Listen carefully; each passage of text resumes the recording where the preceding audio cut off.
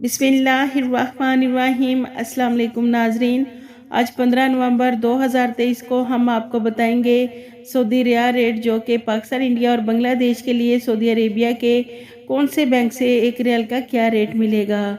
तो नाजरीन, अगर आपको हमारी ये वीडियो पसंद आए तो इसे लाइक, शेयर और हमारे चैनल को सब्सक्राइब करना मत भूलिएगा।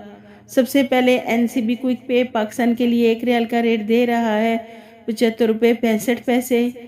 फौरी बैंक पाकिस्तान के लिए 75 रुपये 70 पैसे।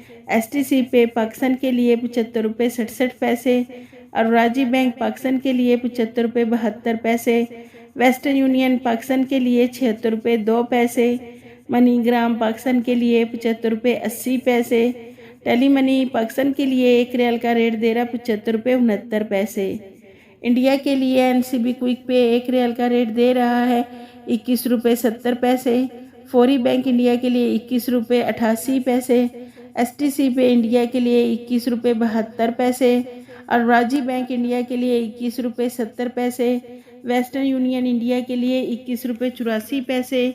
मनीग्राम इंडिया के लिए 21 रुपये 72 पैसे। इंजैस बैंक इंडिया के लिए एक रियाल का रेट दे रहा है 21 रुपये 76 पैसे। बांग्लादेश के लिए NCB क्विक पे एक रियाल का रेट दे रहा है 29.13 टका। फौरी बैंक बांग्लादेश के लिए 29.16 टका।